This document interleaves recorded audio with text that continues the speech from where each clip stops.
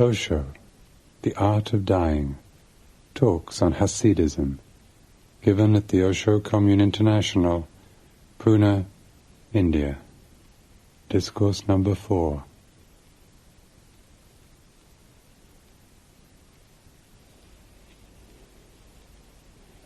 The first question. Something has happened to me through you, but it is something which is inexpressible. What is that? I don't know. But even then, it is there.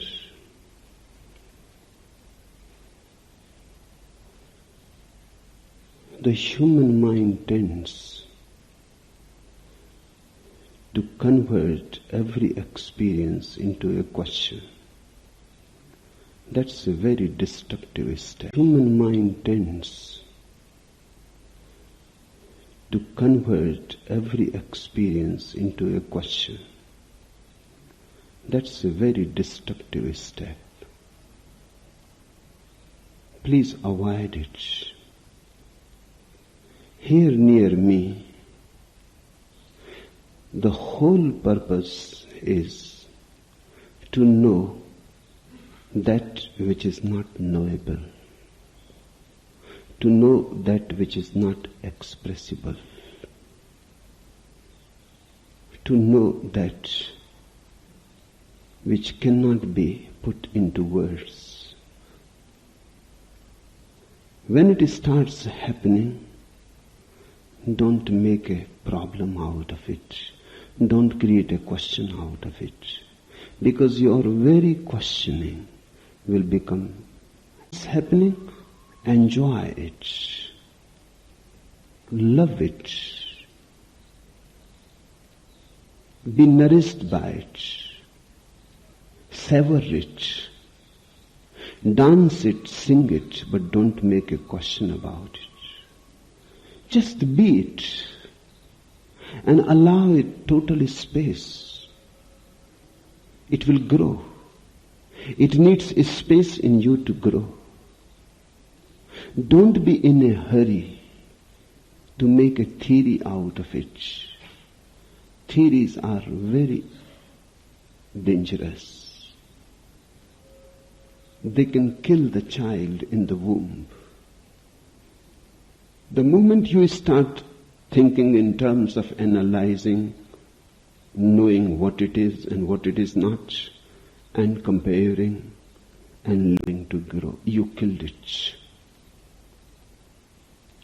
Don't be suicidal. Don't be analytical. Just allow it. Feel its presence, but not with the mind. Feel its presence with your totality. Let your heart be open to it, and it will grow. And in that very growth, by and by, understanding will come. Understanding is not going to come through analysis, through thinking, through brooding, through logic. Understanding is going to come by more and more deeper experience. You say something has happened to me through you, but it is something which is inexpressible. Let it be. You say something has happened to me through you, but it is something which is inexpressible. Let it be so. Be happy, you are blessed. When something inexpressible starts happening, then you are on the right track. You are moving towards God, the ultimate mystery. Whenever you have something within you which you cannot understand, that simply shows something bigger than you has entered in you. Otherwise you could have understood it. You could have figured it out. Something bigger than the mind has penetrated you. A ray of light in the dark soul. A ray of light in the dark night of the mind. Something bigger than the mind has penetrated you. A ray of light in the dark soul. A ray of light in the dark night of the mind. The mind cannot comprehend it. It is beyond its understanding, but not beyond understanding. Remember, beyond the understanding that is possible for the mind, but not beyond understanding, because there is understanding which is not of the mind. The understanding of the total organ, of your total being, of your totality. But that comes not by analysis, not by dissection. It comes by absorbing the experience. Eat it. That inexpressible has to be eaten by you. And you will know. And the knowing will arise as suddenly as the experience has arisen. Now a ray has entered in you. Allow it to become part of you. Only then you will understand it. This understanding is not the understanding that you have been acquainted up to now. You have known only the mind and its ways. It labels things very immediately. Whenever you ask, what is this? What you are asking really? You see a bush and a flower. You say, what is this? And somebody says a rose bush.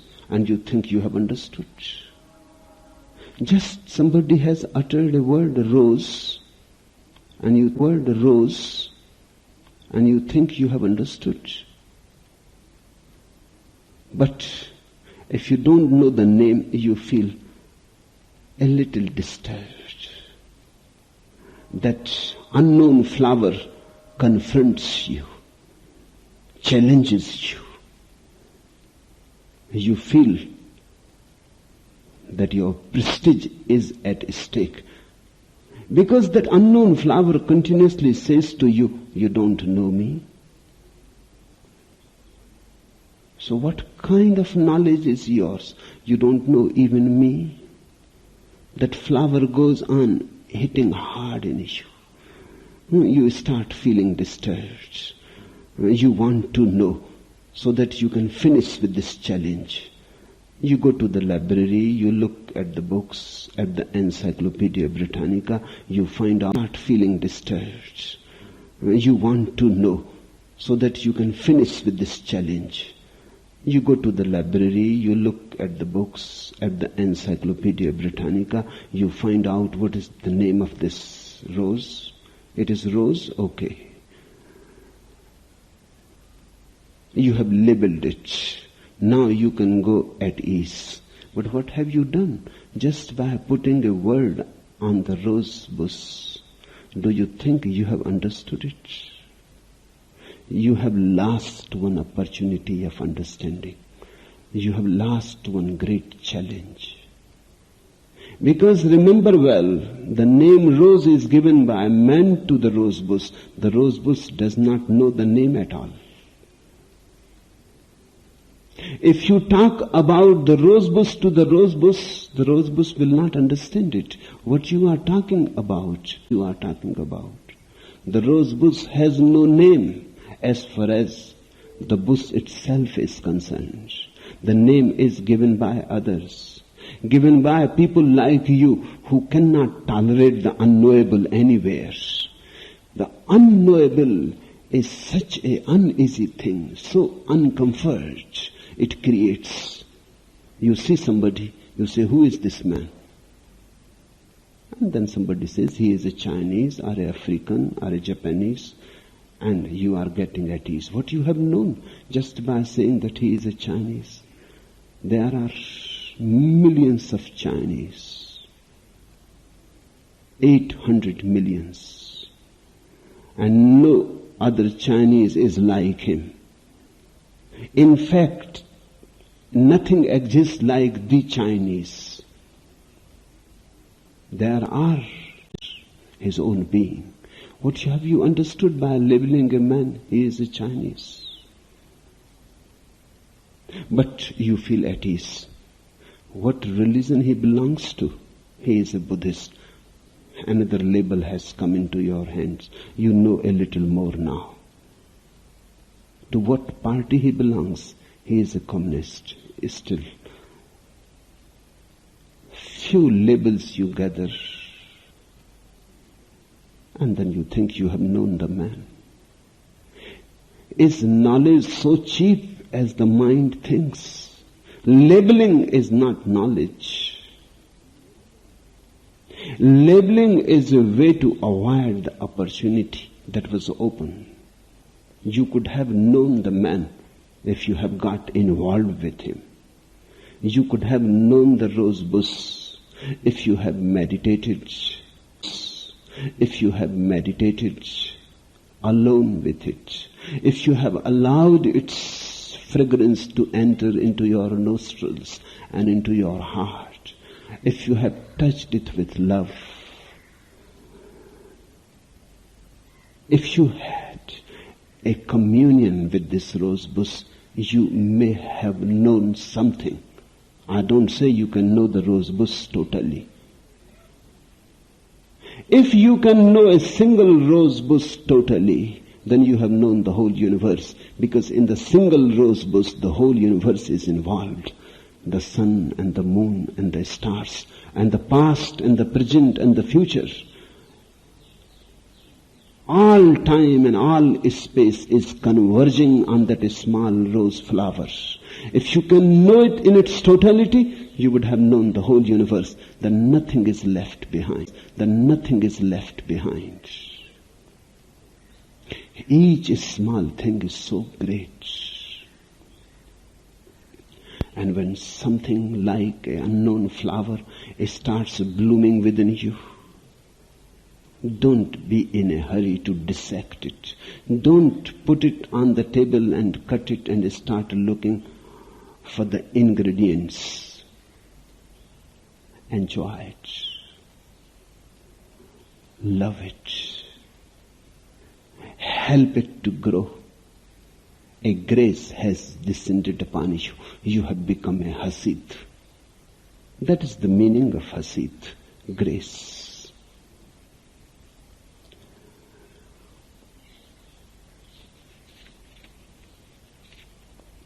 The second question. Lord Shiva disclosed many techniques of equilibrium to Devi. His concert in Vijnana Bhairav Tantra. Will you please say something on those techniques in reference to Hasidic art of equilibrium, balance? No, I will not say anything about those techniques. Because Hasidism is absolutely non-technical. The whole approach is non-technical. Hasidism has no technique. Just a sheer joy in life. Hasidism is not a path of meditation. It is a path of prayer. Prayer has no techniques. Meditation can have millions of techniques. Not a path of meditation. It is a path of prayer. Prayer has no techniques. Meditation can have millions of techniques. Because meditation is a scientific approach towards inner reality. Hasidism is not science, it is an art. Hasidism does not believe in techniques but in love. Remember well, the technological mind is a mathematical mind.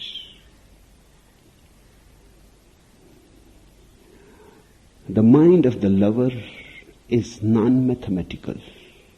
The mind of the lover is the mind of a poet. The mind of a poet. Love is a romance, not a technique.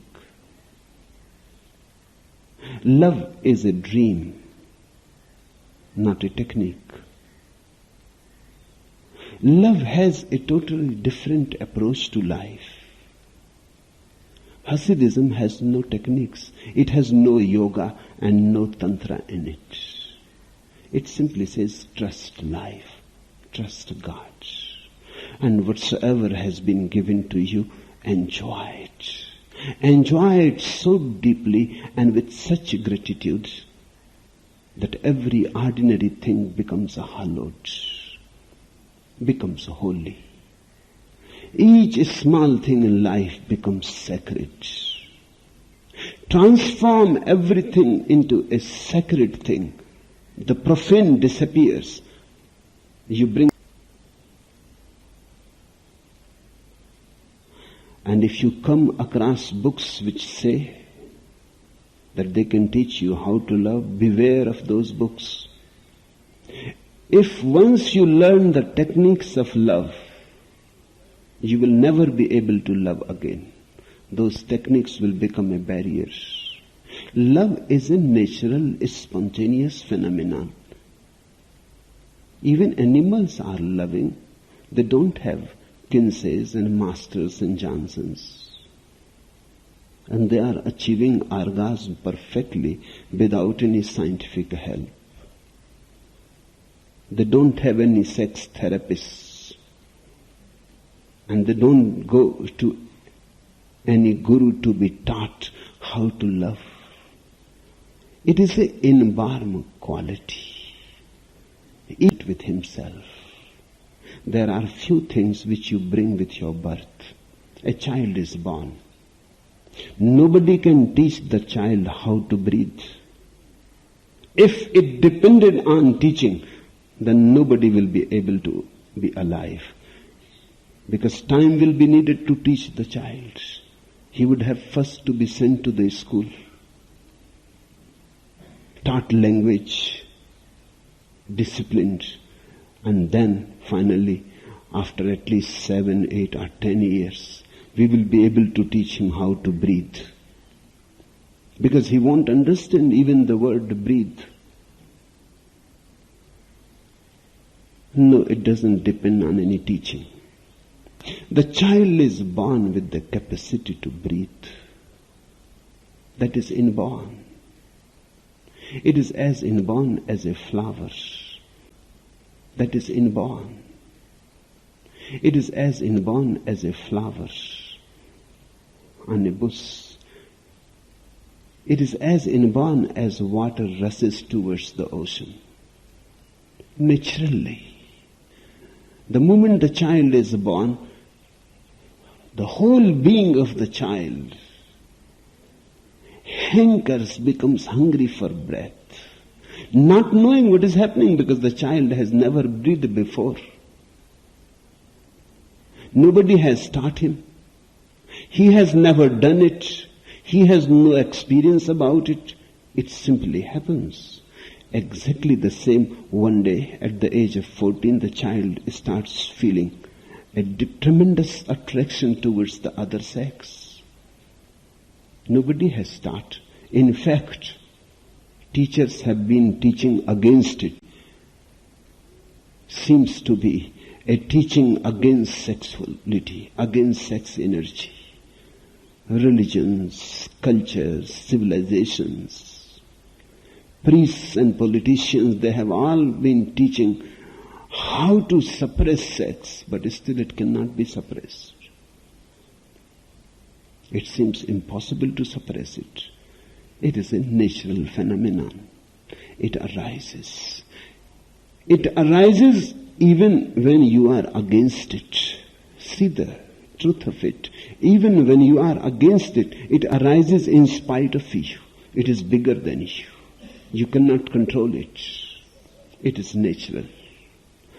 Hasidism says if a man starts living a natural life, one day suddenly love of God arises as naturally as love for the woman arises, as naturally as love for the woman or for the man arises. as naturally as the breathing arises after birth. That precious moment cannot be managed. You cannot plan for it. You cannot prepare for it. There is no need. You simply live a natural life. Don't fight with nature. Float with it. And one day suddenly you will see the grace has descended on you. A tremendous urge has arisen in your being. A new love towards existence, call it God.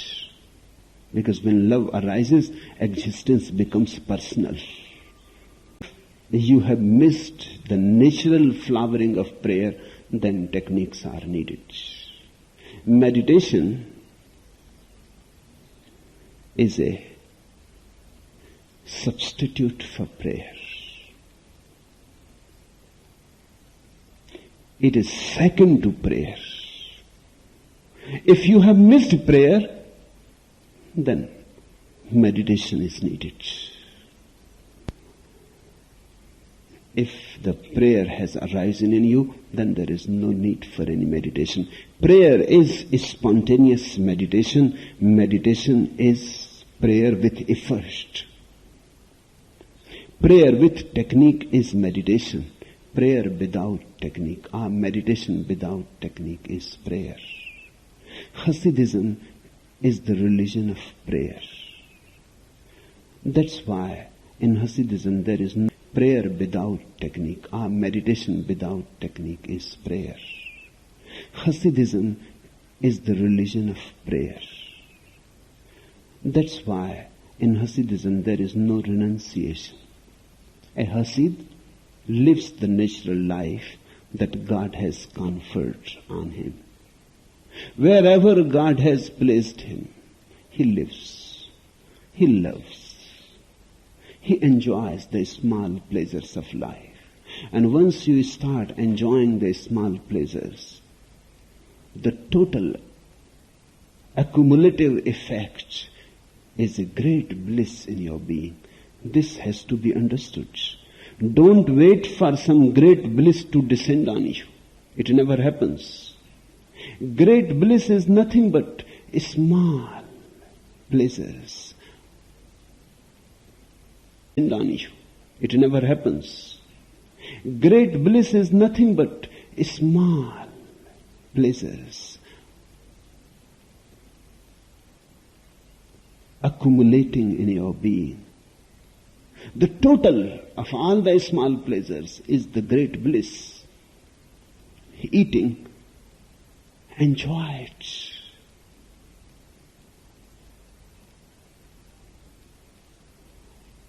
Drinking, enjoy it. Taking a bath, enjoy it. Walking, enjoy it.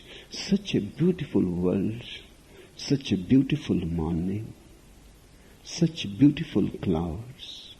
What else you need to celebrate? The sky full of stars. What more you need to be prayerful? The sun rising, 1,001 times, a small rose flower arising, opening its buds. So fragile, so vulnerable, yet so strong. So ready to fight with the winds, with the lightnings, with the thunderings. Look at the courage. What more you need to understand trust? Techniques are needed when you have missed these small openings towards God. If you go on looking in these small openings, the total effect is a great door. And suddenly you start seeing what prayer is. Not only seeing, you start living it. Hasidism is a totally different approach than Tantra. What prayer is. Not only seeing, you start living it. Hasidism is a totally different approach than Tantra. And Hasidism is far superior than any Tantra. Because it is the natural Tantra. It is the natural way. It is the way of Tao. But the mind is very cunning. The mind wants to manipulate. Even the relationship of love, the mind wants to manipulate. Even the mysterious phenomenon of prayer, the mind wants to manipulate. The mind is a great controller. The obsession of the mind is to control everything. Ability.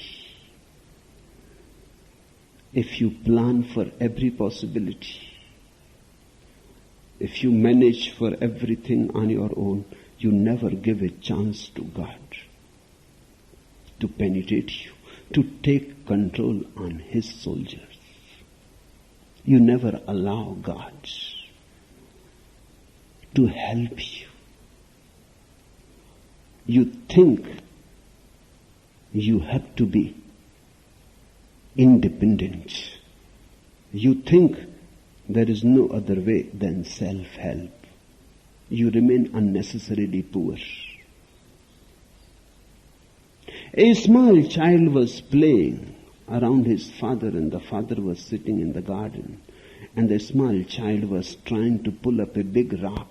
It was too big and he could not do it. He tried hard, he was perspiring. I don't see, what more can I do? The father said, you have not asked me to help, and that too is your energy. I am here sitting and you have not asked me to help. You are not using your all energies. A man who lives through techniques may think he is using all his energies, but he has not asked for God's help. A man who is simply meditating with a technique is a poor man. A Hasid is tremendously rich, because he is really using all his energies. A Hasid is open. A technique or his energies. A Hasid is open. A technique-oriented mind is a closed mind. It goes on planning everything. If your plans are fulfilled, then too you will not be happy, because they are your plans. They are as small as you are. Even if you succeed, you will be a failure. Even in your success, you will have the taste of frustration, because what you will get. Or if you fail, of course, then you are frustrated. When you fail, you are frustrated. When you succeed, then too you are frustrated. Open yourself. Of course, then you are frustrated. When you fail, you are frustrated. When you succeed, then too you are frustrated. Open yourself to the divine. You live naturally, not trying to improve, not living through ideals, not living through moral disciplines, just living a natural life. Nature should be your only discipline. And whatsoever is natural is good. Because that's how God wills it to be, wants it to be. If you can accept your life with such great sex to you, He knows better. You need not try to enforce any celibacy on you. yourself.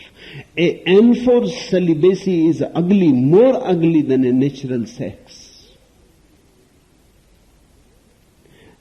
And if you accept natural sex, you will find beyond a certain point, natural sex becomes natural celibacy. Then brahmacharya arises. Then you start living in a totally different way. But it comes floating with the river of life. Do you see? A river descends from the mountains, moves thousands of miles, then one day disappears into the ocean. Then one day disappears into the ocean. If the river were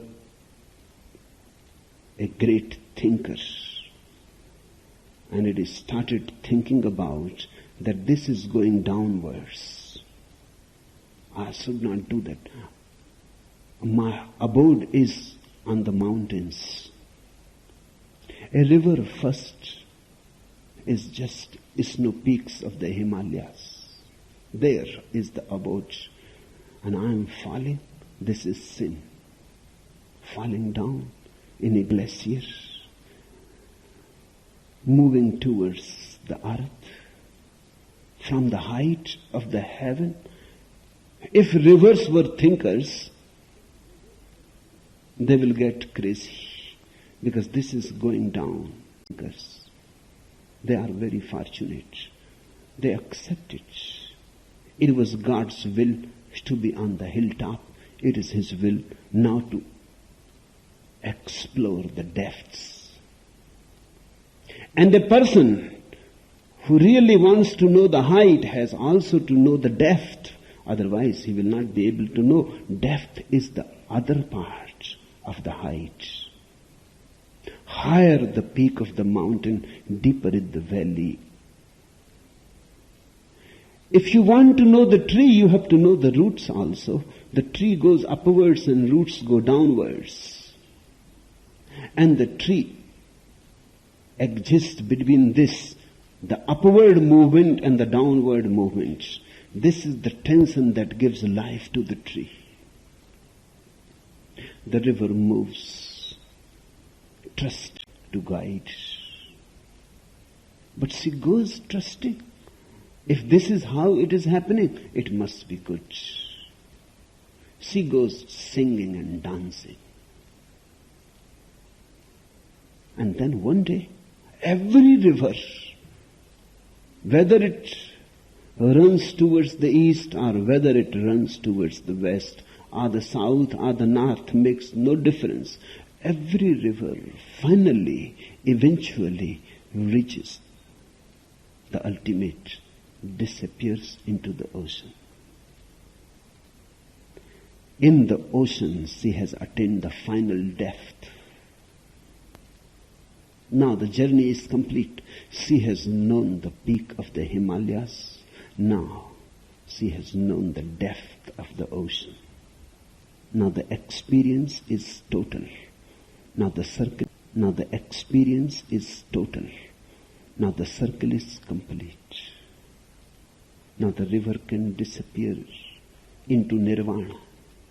Now the river can disappear into moksha. This is what liberation is. A Hasid lives like a river. He trusts.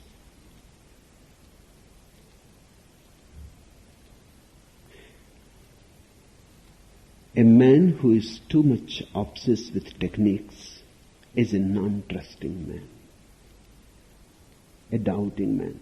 He cannot trust in life. He trusts in his own techniques. I have heard a very beautiful anecdote. Bodhi has sent it to me. A gorilla collector was anxious to collect some more gorillas. So he went to Africa. So Bodhi has sent it to me. A gorilla collector was anxious to collect some more gorillas. So he went to Africa. Soon he found himself in the hut of a great white hunter. "And how much do you charge for each catch?" asked the collector. "Well," said the hunter, "I get $500 for myself, $500 for that little pygmy over there with the rifle, and $500 for my dog." The collector could not figure out why the dog should get $500. But being a practical man, he reasoned that $1,500 was reasonable, and he did not care how it got divided up. On safari, the great white hunter spied a gorilla up a tree, whereupon he climbed up the tree and hit the gorilla over the head. The gorilla fell to the ground. The dog ran over and grabbed it by the testicles with his teeth, rendering it motionless. Meanwhile, the hunter climbed down the tree, brought a cage over, and pushed the gorilla in it. The collector was flabbergasted.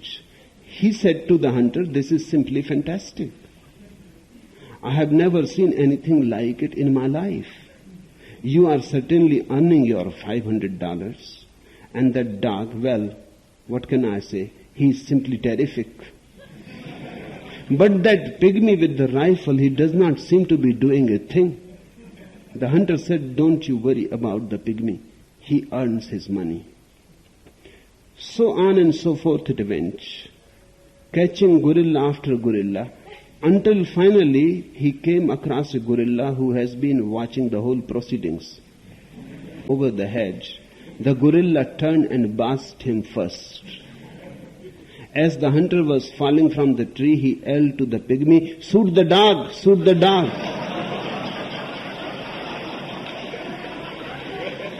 Now this is the technique-oriented mind. It arranges for everything, for every possibility. It does not leave a loophole in his system.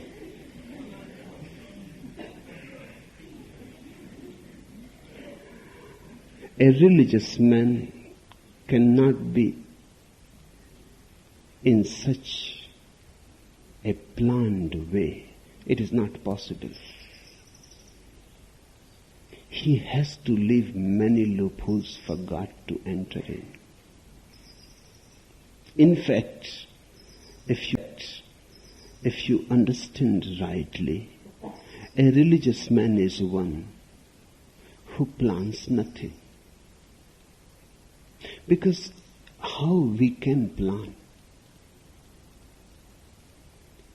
And what are our capacities to plan? We are limited. We have a small light of intelligence, but it is too tiny. Trusting it totally creates a very mediocre life. The vast never enters into this mediocre life. The infinite never enters into this mediocre life. The endless never enters into this mediocre life. Hasidism is a very revolutionary step. A great risk is involved. The risk is dropping the mind which seems our only security. Dropping the mind which seems our only certainty. Dropping the mind which seems our only capacity. And then trusting the no mind. Call it God. Trusting existence. Not trusting oneself. Hasidism is a great surrender.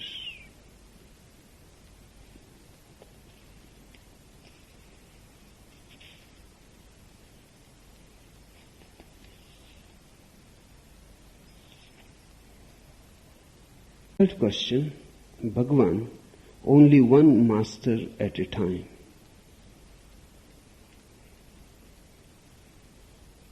I can understand and appreciate your difficulty. I am talking about too many masters and too many paths and too many doors. And it is natural you may start getting confused.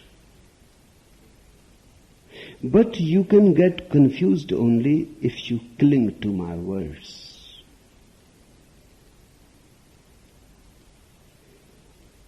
If you don't cling to my words, I am saying the same thing again and again and again. Words may be different.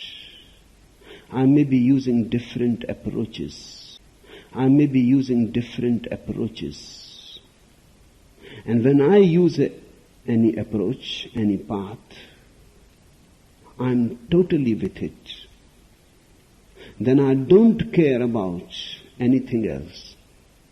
Even things that I have said before, I don't care about. When I'm talking about Hasids, I'm a Hasid.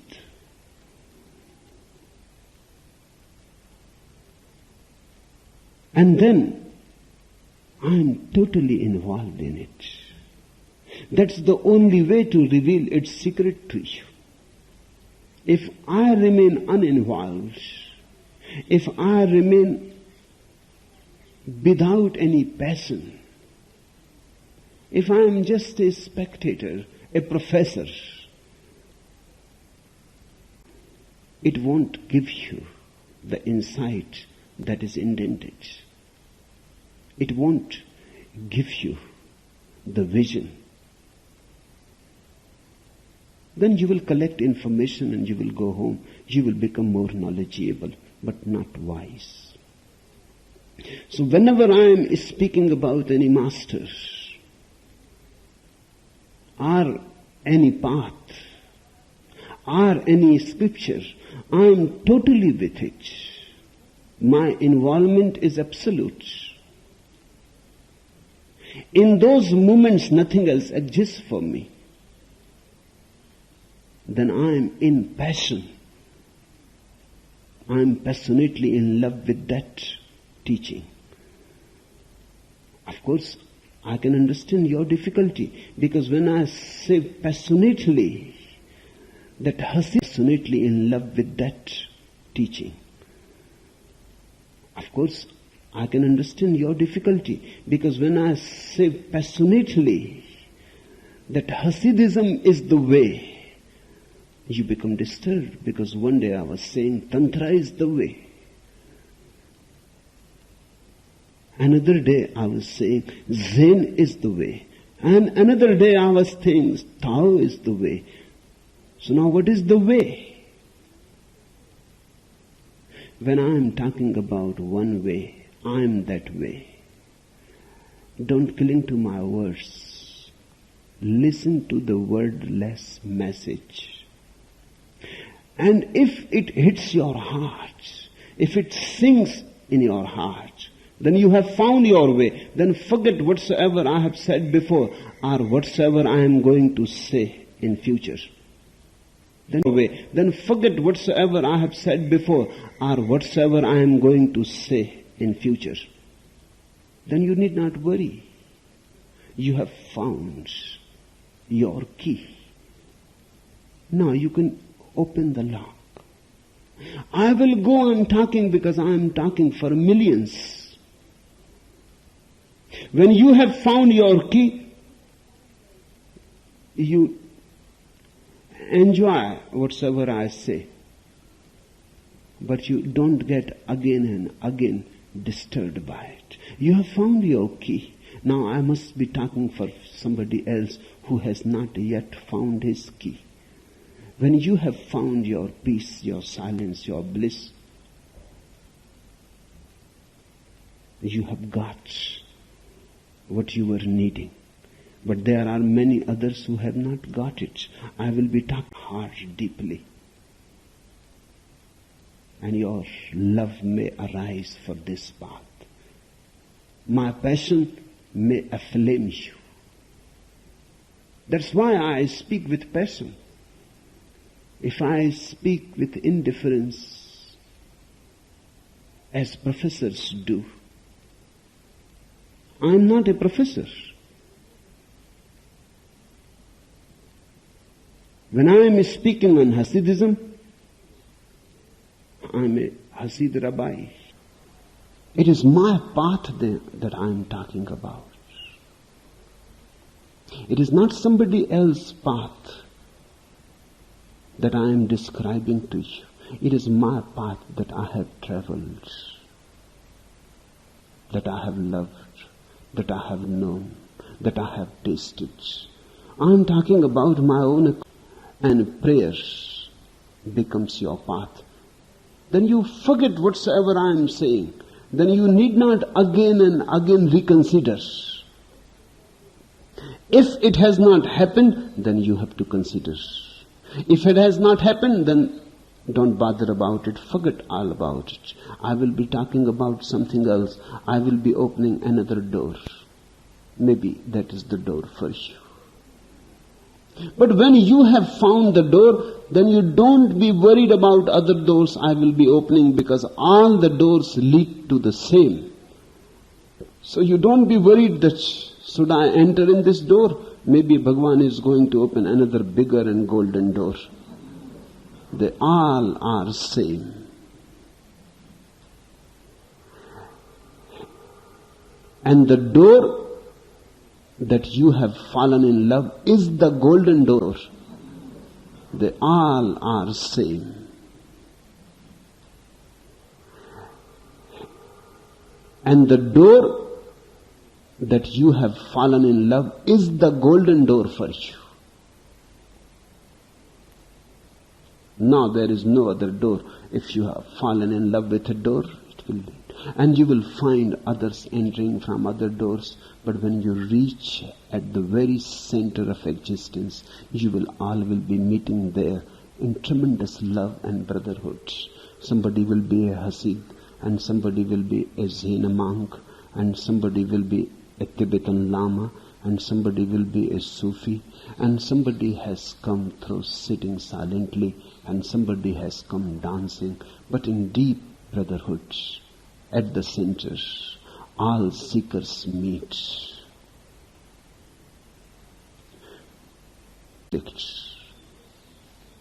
Never choose two masters. One is enough, more than enough. When Mullah Nasruddin was dying, he asked his son and told him to come close. And he said to his son, "My son, I have one thing to say to you, and I know you will not listen. Because I didn't listen to my own father when he was dying. He had told me, Nasruddin, don't chase women too much. But I could not resist. The temptation was too much. And I got involved with one woman, another woman. He married 9 women.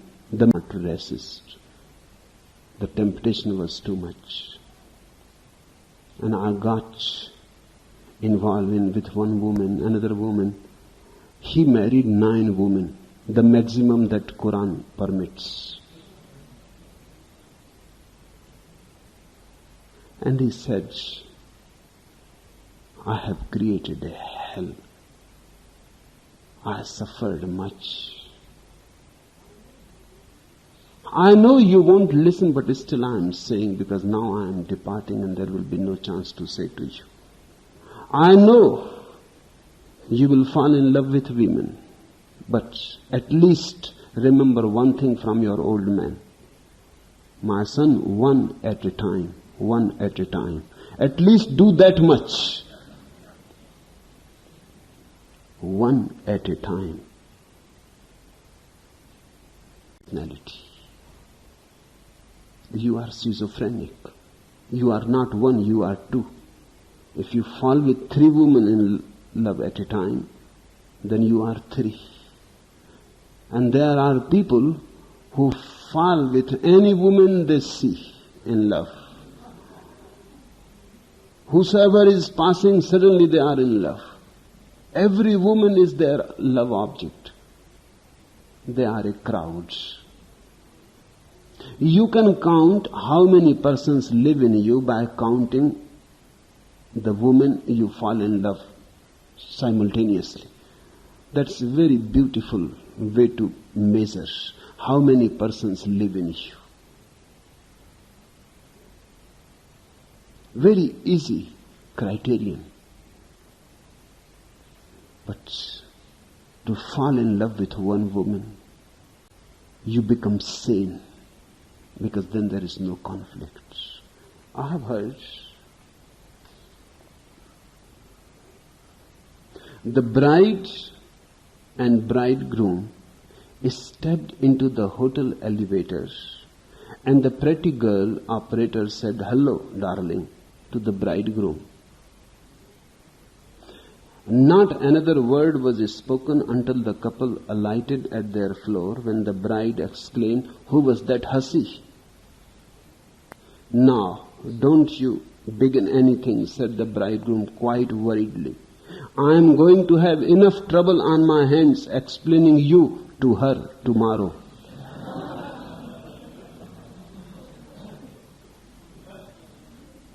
Even to fall in love with two women is so dangerous.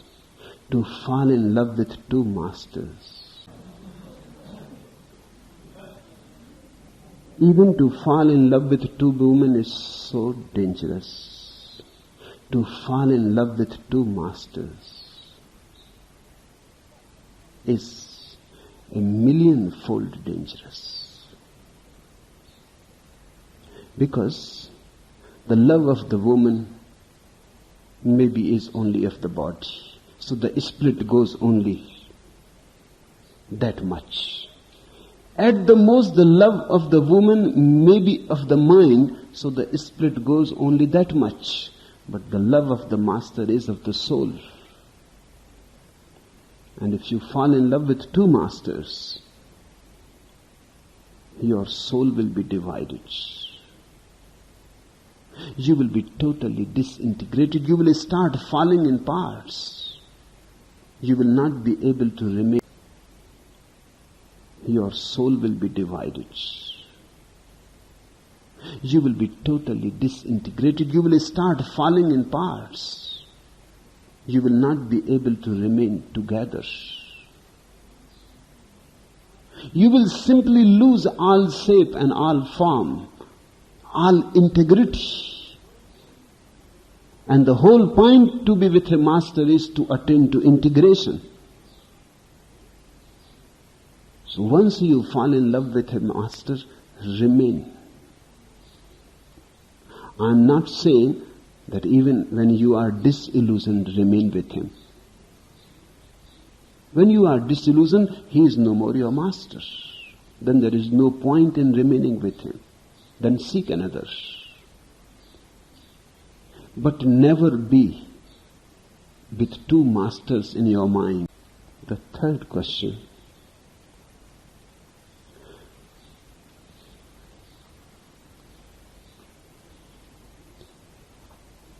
Beloved Bhagavan, you are really mischievous. You tell us that you want to break our houses so that we can enter in your house. But I have seen it. Your house has no floor, no walls, no ceiling. So I go on looking from the porch, grabbing onto a pillar, afraid to be sucked in. That's true.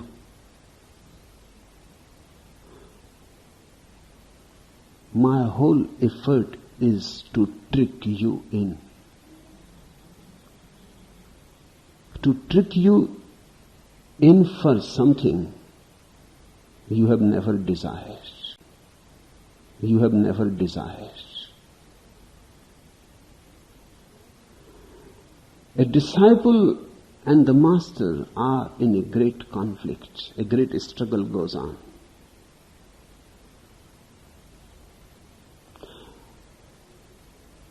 And the disciple can win only if he is unfortunate.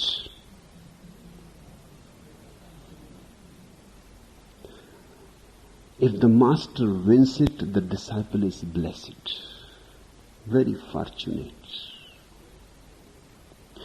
The struggle is the disciple has come to the master for wrong reasons. Maybe he has come to seek some sort of a spiritual ego. He has failed in life. Money, power, prestige. He has come to seek some sort of a spiritual ego. He has failed in life. Money, power, prestige, respectability, success in the marketplace, ambitions in the political world, he has failed there. He could not attain to a very peak of his egoistic journey. He could not become a president or a prime minister. Now, life is running out of the hands, and he wants to be somebody. It is very, very uncomfortable to remain a nobody.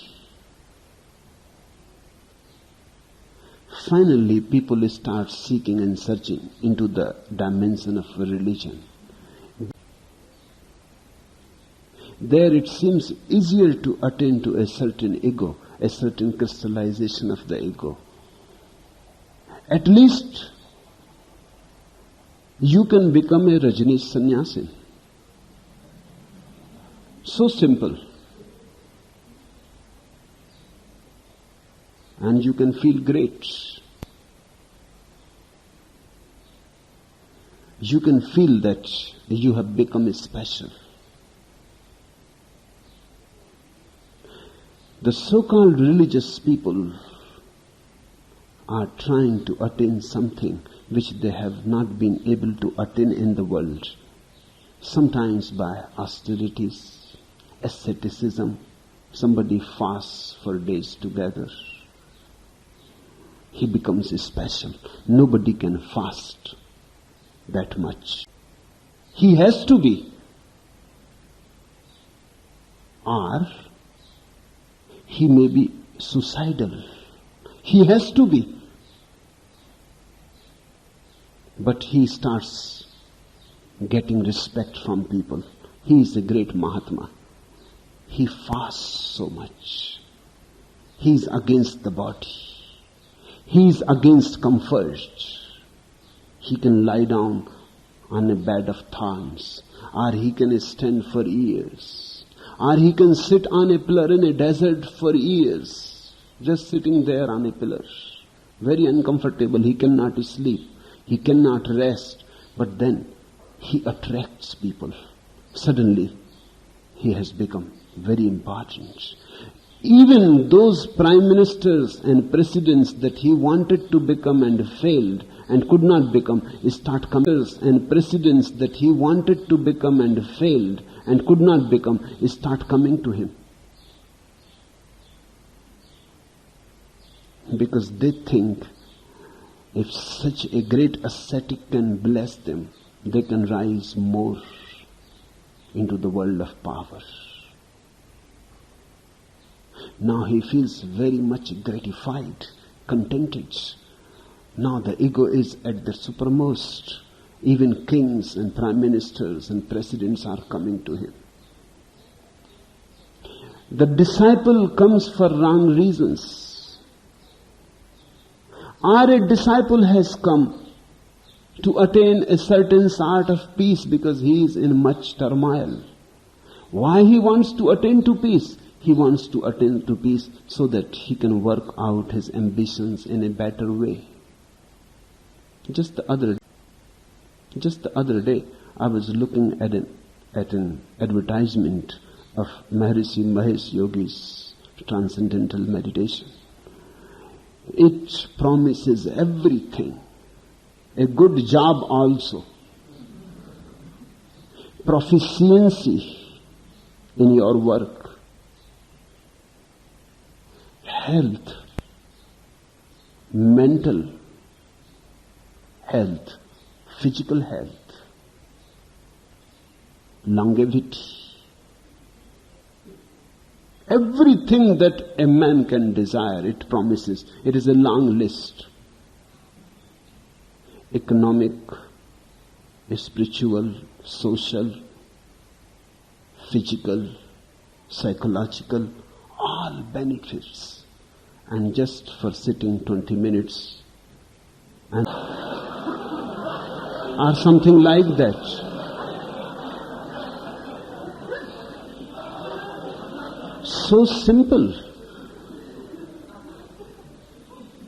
And that's why it is said that you should not tell about your mantra to anybody, otherwise they will laugh.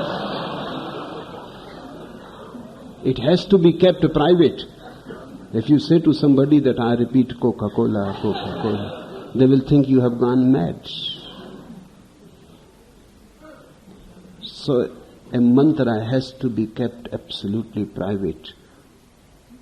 Anyway, you will keep it private because it will look so absurd to tell to anybody. Just for 20 minutes repeating any nonsense word. And you get so much benefits, it appeals to the mediocre mind immediately. It is neither meditation nor transcendental.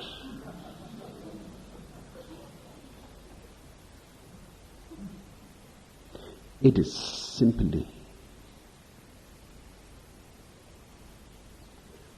an effort to exploit the gullible, to exploit the people who are searching and seeking for everything, searching for a panacea, searching for a remedy. When you come to a real master, he says there is no remedy. He says there is no panacea. And he does not say that I will make you peaceful, healthy, this and that, and then you can go into the world and rush after your ambition in a more efficient way. No, he will say you are disturbed. You are in a turmoil because of the ambition. Drop the ambition. A real master can only promise you that he will take away your ambition. He will take away your ego. He can only promise that he will kill you. You have come to be protected. You have come to attain to some security. You have come to find some props. And a real master is one who takes prop by prop away from you. One day you simply collapse. And in that very collapse, out of the ashes arises a new being. That new being has nothing to do with you. And in that very collapse, out of the ashes arises a new being. That new being has nothing to do with you. That new being is so new, it is discontinuous with you. It has no past. It has no future. It has only a pure presence, here now. Yes, the question is from Krishna Radha. She is right. You are really mischievous. I am. So, beware of me. And if you can escape in time, good. Otherwise, how long you can cling in the porch? If you have entered the porch, otherwise, how long you can cling in the porch? If you have entered the porch, it is not very far from the house. And the porch is also imaginary, because the house has no floor, no roof, no walls. How such a house can have a porch? Just think about it. The porch is just imaginary. I help you to see the porch so that you can enter at least into the porch. Then the journey becomes easier. I promise you sometimes things which you ask. Simply asking foolish things. And then one day suddenly you will find the porch has disappeared. And of course the house has existed never. But the house that has no walls to it, and no roof, and no floor, is the house of God, because the very sky is its roof, and the very earth is its floor. And the no boundaries are its boundaries. Yes, I am not taking you into any house which has boundaries, because then that house will prove again another imprisonment. It will be another prison. Maybe a little more comfortable, a little more decorated. Maybe placed in a modern way and a modern style. But still a prison. My house is the house of freedom. Exactly, it is what Radha says. Your house has no floor, no walls, no ceiling. So I am looking from the porch, grabbing to a pillar. Look again, the pillar exists not.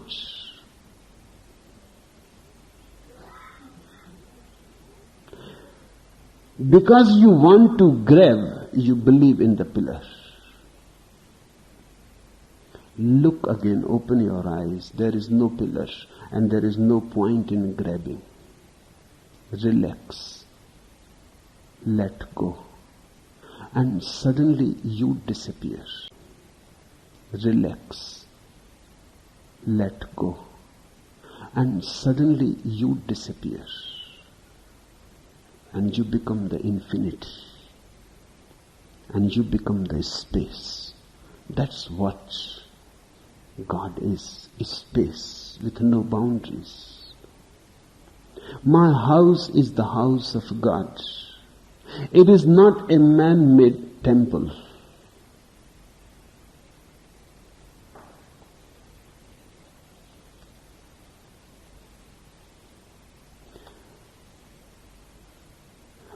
I have heard an anecdote.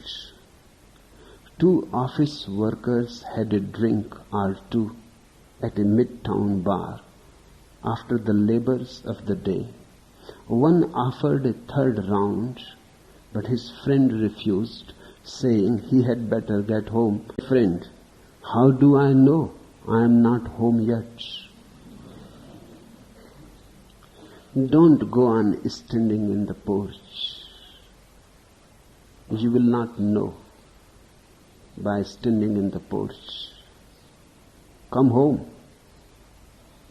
Disappear in this infinity that I am making available to you. And only then you will know. And there is no need for any explanation then. No need for any theory then. No need for any rationalization then. Because the experience itself is self-evident proof. You have lived in small houses, in small dark cells up to now. And you get proof. You have lived in small houses, in small dark cells up to now. And you cannot believe that one can live in such absolute freedom. You have lost the capacity to be free. That capacity has to be relearned. That capacity has to be reclaimed. Here I am not to discipline you. Here I am not to principle you. My whole effort is to give you an unprincipled life, a spontaneous, undisciplined life.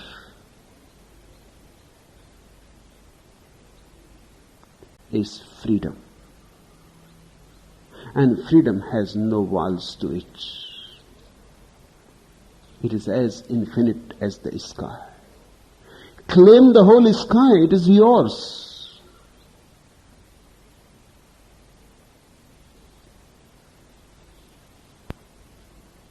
The fifth question: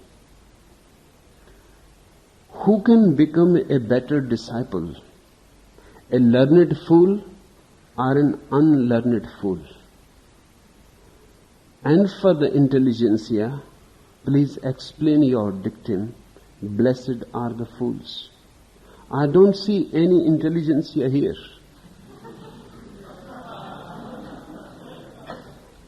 Except blessed fools.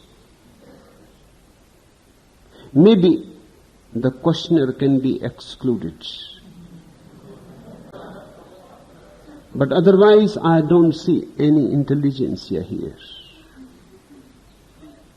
There is a very strange saying of Muhammad that heaven is mostly occupied by fools. When I came across it, even I was surprised. I had never expected Muhammad to be so revolutionary. Tremendous saying. What he means by it, that heaven is mostly occupied by fools. But by and by, looking at you, I felt he is right. Here also, it is mostly occupied by fools. Let me explain you. Here also, it is mostly occupied by fools. Let me explain you how many types of fools there are.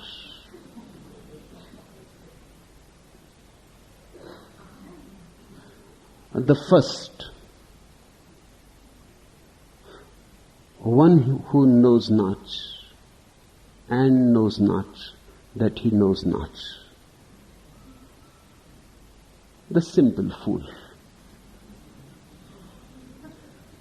Then the second, one who knows not but knows that he knows. The complex fool. The learned fool. And the third, one. Everybody is born as a simple fool. And that is the meaning of simpleton. Every child is a simple fool. He knows not that he knows not. He has not yet become aware of the possibility of knowing. And that is the meaning of the Christian parable of Adam and Eve. God said to them, don't eat the fruit of the tree of knowledge. Before that accident of eating the fruit of the tree of knowledge, they were simple fools. They knew nothing. Be unhappy. Unhappy needs a little training. Unhappiness needs a little efficiency to create it. Unhappiness needs a little technology. You cannot create hell without knowledge. How can you create hell without knowledge? Adam and Eve were like small children. Every time a child is born, an Adam is born. And he lives for few years, at the most 4 years. And that time is becoming less and less every day. He lives in paradise because he knows not how to create misery every day. He lives in paradise because he knows not how to create misery. He trusts life. He enjoys the small things, pebbles on the shore or seashells, and gathers them as if he has found a treasure. Ordinary colored stones look like Kohinoors. Everything fascinates him. The dewdrops in the morning sun, the stars in the night, the moon, the flowers, the butterflies. Everything is a sheer fascination. But then by and by he starts knowing night, the moon, the flowers, the butterflies. Everything is a sheer fascination. But then by and by he starts knowing a butterfly is just a butterfly. A flower is just a flower. There is nothing much in it. He starts knowing the names. This is rose, and that is champa, and this is chameli, and this is lotus. And by those names become barriers. The more he knows, the more he is cut off from life as such. He becomes heady. Now he lives through the head, not through his totality. That is the meaning of the fall. He has eaten of the tree of knowledge. Every child is so simple that he has to become complex. That is part of the growth. So every child moves from simple foolishness towards complex foolishness. There are different degrees of complex foolishness. Few people only matriculate. Few people become graduates. Few become postgraduates. Few become doctors and PhDs. There are degrees. But every child has to taste something of knowledge, because the temptation to know is great. Anything that is standing there unknown becomes dangerous, a danger. It has to be known. Because with knowledge, we will be able to cope with it. Knowledgeable. So the first type of fool necessarily, out of necessity, has to become the second type of fool. But from the second, the third may happen, may not happen. There is no necessity. The third is possible only when the second type of foolishness has become such a burden. One has carried knowledge too much to the extreme. One has become just the head and has lost all sensitivity, all awareness, all living. One has become just theories and scriptures and dogmas and words whirling around in the mind. Then one day, if the person is aware, and words whirling around in the mind, then one day, if the person is aware, one has to drop all that. Then he becomes the third type of fool, the blessed fool. Then he attains to a second childhood. Again, he is a child. Remember Jesus saying that in my kingdom of God, only those will be welcomed who are like small children. But remember, he says like small children. He does not say small children. Small children cannot enter. They have to learn the ways of the world. They have to be pioneers into the world. And then they have to clean themselves. So he does not say small children, he says those who are like small children. That word like is very significant. It means those who are not children and yet are like children. Children are saints, but their sainthood is only because they have not experienced the temptations of sin. Their saintlyhoodness is very simple. It has not much worth in it, because they have not earned it. They have not worked for it. They have not yet been tempted against it. The temptations are coming sooner or later. 1,001 temptations will be there, and the child will be pulled in many directions. Inhibits himself, represses himself from going. He will remain always the first type of fool. He will not become part of Jesus' kingdom. He will not be able to fill Muhammad's paradise. No. He will simply remain ignorant. His ignorance will be nothing but a repression. It will not be unburdening. First he has to attain to knowledge. First he has to sin. And only after sin and knowledge and disobeying God and going into the wilderness of the world, going astray, living his own life of the ego, he will be. So all children move from first foolishness towards second, but from the second only few blessed ones move to the third. Hence they are called blessed fools.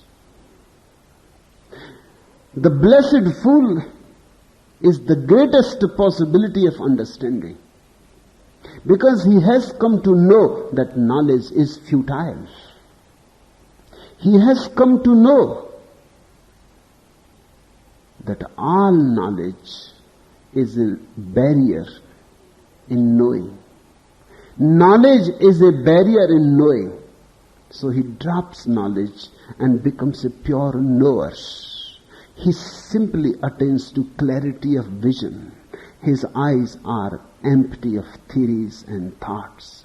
His mind is no more a mind. His mind is just intelligence, pure intelligence. His mind is no more a mind. His mind is just intelligence, pure intelligence. His mind is no more cluttered with junk. His mind is no more cluttered with borrowed knowledge. He is simply aware. He is a flame of awareness. Tertullian has divided knowledge in two categories. One he calls ignorant knowledge. That is the second fool. The ignorant knowledge. The Pandit knows and yet does not know. Because he has not known it as his own experience. He has listened, memorized. He is a parrot, a computer at the most. Just yesterday I received a letter from a sannyasi Ninad from America. He says, Bhagwan, I am very happy, and in the office where I work, the computer every morning welcomes me. The computer says, Swamiji, Namaste. Now he is very happy. And he knows well it is computer who is saying Swamiji, Namaste. There is nobody. But even the word makes him happy. He knows it is just machine. When a Pandit speaks something, he is a computer. He says, Swamiji, Namaste. It is parrot-like. Tertullian says, this is the knowledge which is really not knowledge, but ignorance in the garb of knowledge, ignorance in the disguise of knowledge.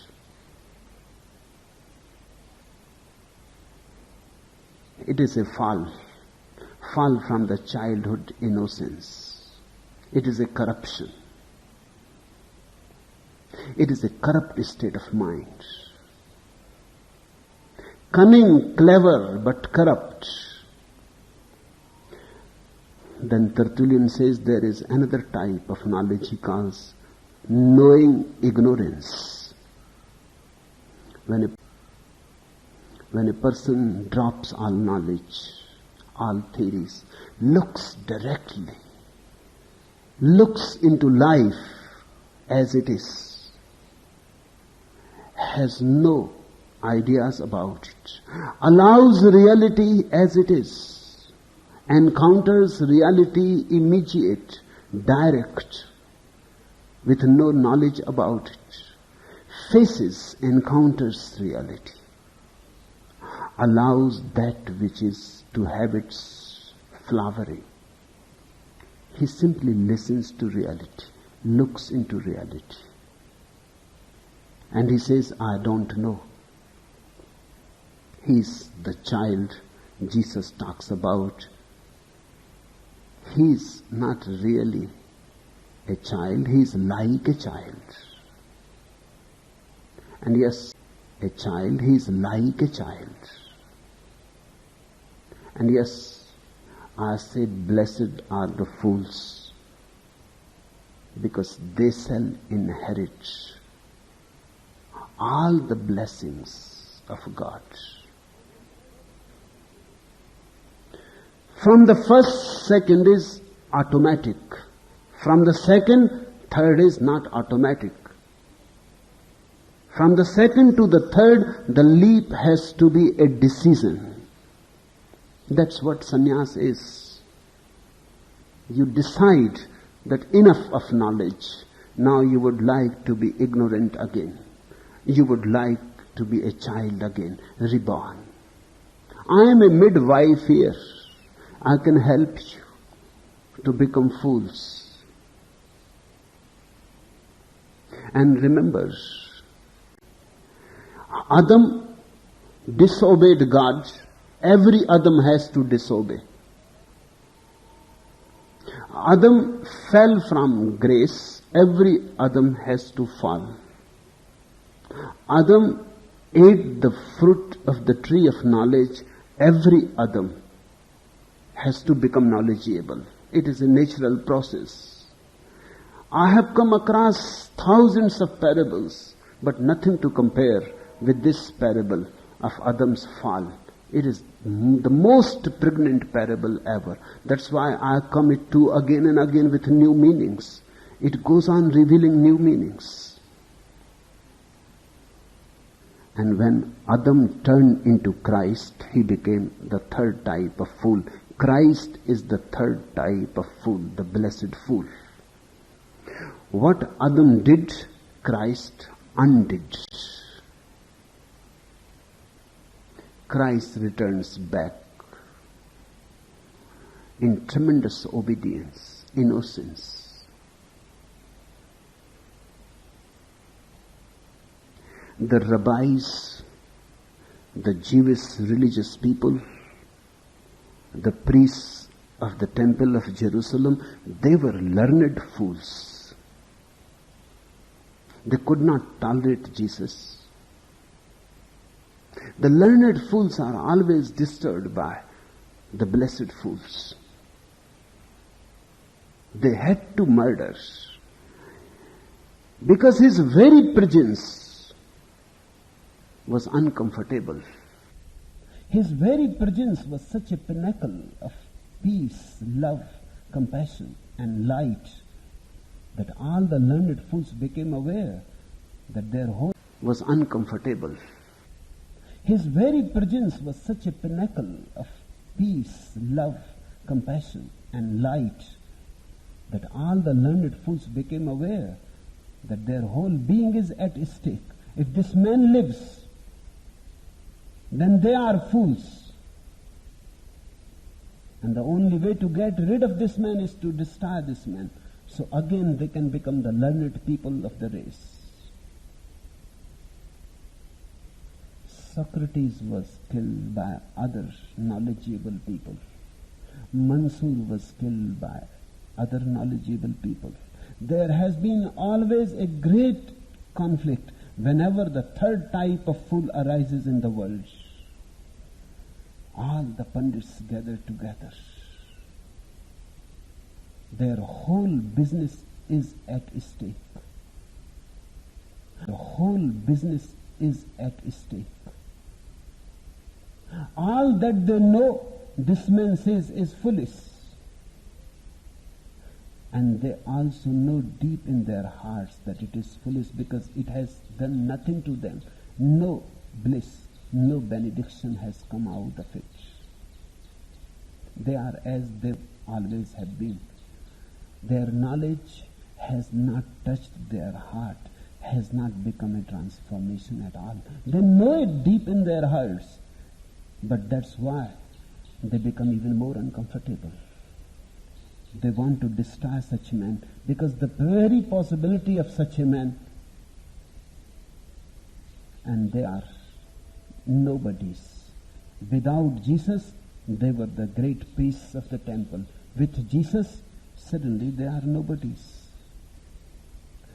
In the presence, taken away. From the second to the third, only very courageous people take the jump. It is a quantum leap. A religion is only for the very courageous. In fact, for daredevils. It is not for cowards.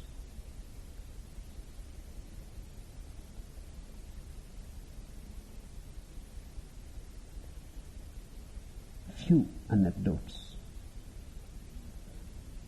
The elderly man who liked his drink was learned and bookish, was hailed before the bar of justice in a country town.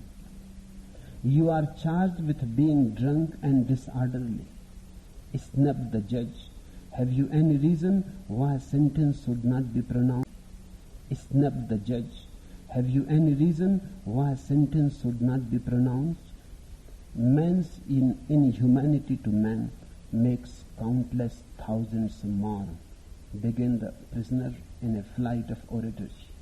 Man's inhumanity to man makes countless thousands more.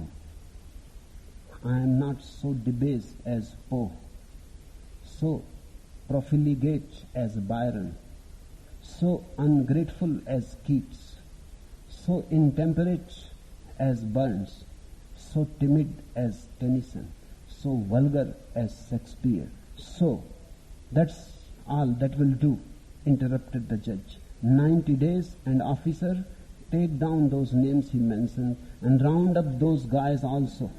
They are as bad as he is. Now, and the earth is mostly inhibited by these two types of fools. The third type, a Jesus, a Buddha, rarely happens. The Indian term for fool is Buddhu. It comes from Buddha. When Buddha renounced his kingdom, and many people started following him, the whole country was in a turmoil. And people started saying to others, don't be a Buddhu, don't be a fool, don't follow this man. Those who follows Buddha, people started calling them Buddhus. He is a Buddhu, he is a fool. Those who follows Buddha, people started calling them Buddhus. He is a Buddhu, he is a fool, because he renounced the kingdom. Who else will renounce the kingdom? People hanker, desire, dream for the kingdom, and he has renounced it. He must be a fool. The third type is a very rare phenomenon, but it happens. And if you are courageous enough, you can take the jump.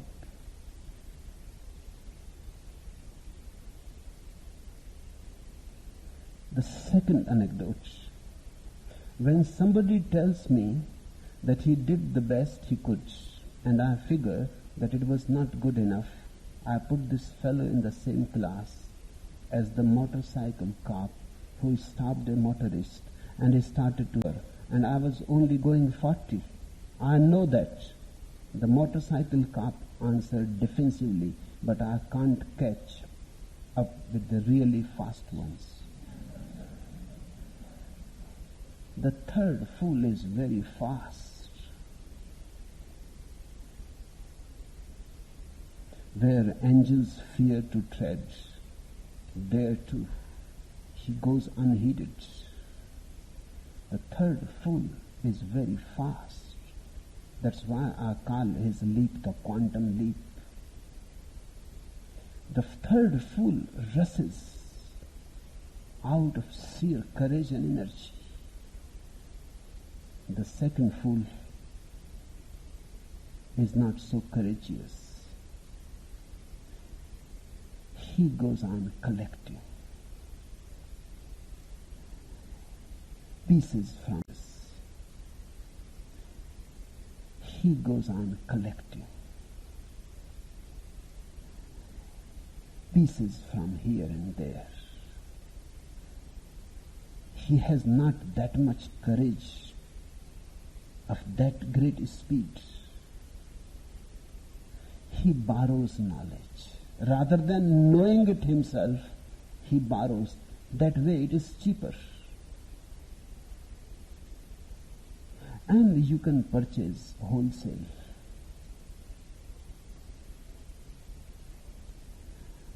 If you want to know reality directly, it is very arduous. It asks for total sacrifice. The second fool only tries up to a certain limit. The courageous, unless you have infinite courage, you will not be able to become the third type, the blessed fool. And the last anecdote. Wherever you are, because ordinarily nobody remains in the first stage. That is only a theoretical state. Everybody has to pass out of it, more or less. Difference is of degrees, of quantity but not quality. So people are almost always found in the second category. And from the second to the third, remember this rule. Don't have a closed mind. Be like the old maid who caught a burglar in her room. He pleaded, don't have a closed mind. Be like the old maid who caught a burglar in her room. He pleaded with her, please lady, let me go. I aunt never did anything wrong. The old maid answered him, well, it is never too late to learn. And that's what I would like to say to you. If you are in the second category, if you think you are the intelligentsia, then it is never too late to learn. Knowledge you have enough. Now learn knowing. Knowledge clutters the mind as dust gathers on the mirrors. Knowledge is not knowing. Knowing has a totally different quality and flavor to it. gathers on the mirrors. Knowledge is not knowing. Knowing has a totally different quality and flavor to it. It has the flavor of learning. Let me tell you the distinction. Knowledge means you go on gathering information, experience, categorizing, memorizing. Learning means you don't gather anything. You simply remain available to whatsoever is happening or going to happen. Learning is a state of open mind. The more you know, the more you become closed. Because then you cannot avoid that knowledge that you have. It comes all simply. You cannot listen to me. While I am speaking, you are deep inside judging, evaluating, criticizing. There is no dialogue. There is a debate. You may look silent, but you are not silent. Your knowledge goes on revolving. And it destroys everything that I am saying. It distorts. And whatsoever reaches to you is not the real thing. Whatsoever reaches to you is only that which your knowledge allows to reach. A learning mind is one who listens attentively with no interference from the past, who is just an opening, a mirror-like phenomenon, simply with no interference from the past, who is just an opening, a mirror-like phenomenon, simply reflects whatsoever is. If you start learning, you will attain knowing. And knowing will help you to see that you don't know at all. A person who has come to know reality becomes aware of his ignorance. He knows that he knows not. In this knowing ignorance, the mutation, the transfiguration, the revolution.